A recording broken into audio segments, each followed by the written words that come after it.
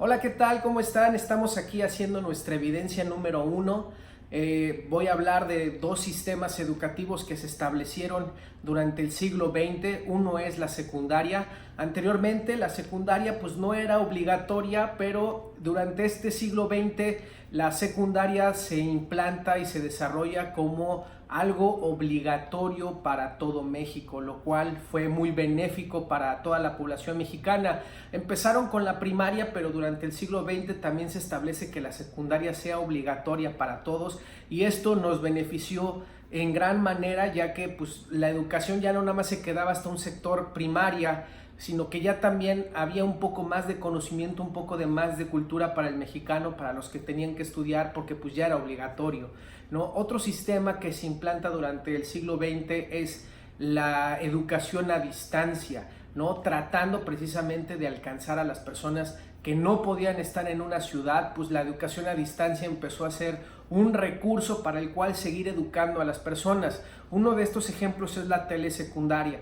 La telesecundaria, si bien ya la secundaria ya la habían impuesto como obligatoria para todos, la telesecundaria viene a ayudar y a aportar precisamente a todas aquellas comunidades que estaban lejos y que no podían acercarse a una ciudad o al pueblo más importante de la región para estudiar la secundaria. La telesecundaria daba este beneficio a las personas, incluso a las personas adultas que no habían terminado la secundaria, tenían la oportunidad de estudiar la telesecundaria.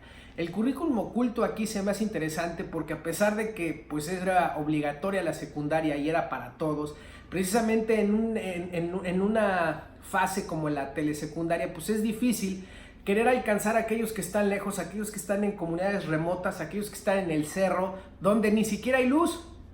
Entonces pues es curioso porque pues no podrías ni siquiera dar ni primaria ni nada de educación, porque ni siquiera había luz para poder conectar una televisión, poner una videocasetera que en ese tiempo se utilizaban para poder empezar a recibir la clase, ¿no?, del maestro. Entonces era muy curioso porque pues ahí estaba, pero pues no había luz. Entonces pues cómo le iban a hacer, ¿no? ¿Cómo le pretendían hacer? El otro sistema educativo muy relacionado es la educación a distancia, ya no nada más hablando de la telesecundaria, sino hablando de todos los rubros y todos los géneros. Hoy día, con las nuevas tecnologías, pues ya podemos tener acceso a la preparatoria, a la universidad, como en este caso y aquí el mismísimo ejemplo que tenemos ahora nosotros aquí, pues es que estamos estudiando una carrera, una licenciatura a distancia, ¿no? Donde el maestro nos brinda sus servicios, nos brinda sus consejos, se ve como una guía, el docente es una guía en este aspecto. No lo tenemos físicamente, pero sí recurrimos precisamente al correo electrónico para que nos estemos dando una retroalimentación de lo que uno está aprendiendo en línea de la clase, con lo que las dudas que nos surjan o lo que puede venir durante esta clase, que a lo mejor puede ser confuso, y el maestro está ahí para apoyarnos, para decirnos, para aconsejarnos durante nuestra carrera, ¿no? Entonces se me hace muy interesante, se me hace muy es fenomenal, ¿no?, el hecho de que podamos tener esta oportunidad de hacerlo a distancia gracias a la tecnología.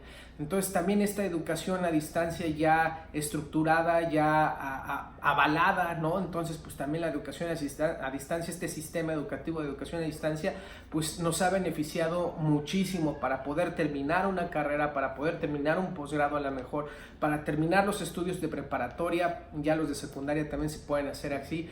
Entonces pues eso ha beneficiado el nivel cultural de México en todos los aspectos. El problema es que no está disponible para todos, ya que en su mayoría las plataformas son en nivel privado.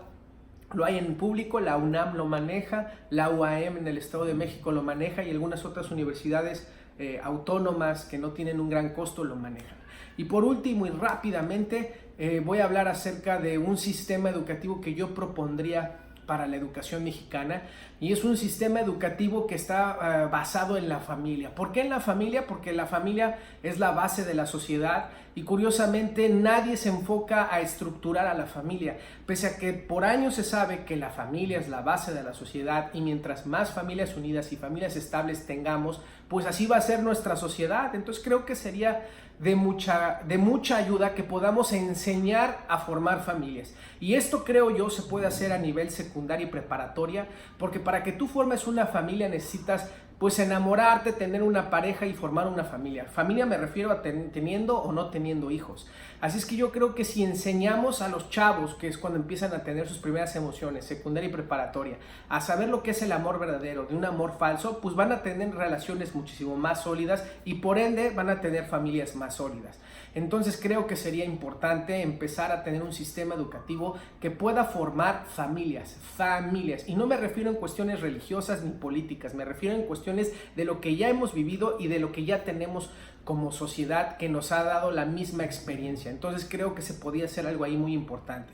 Y por ustedes yo encontré esa ayuda que podría ser como una base para lo que se pudiese desarrollar más adelante como un sistema educativo para formar familias. Así es que pues les doy las gracias y esto es todo. Evidencia número 1.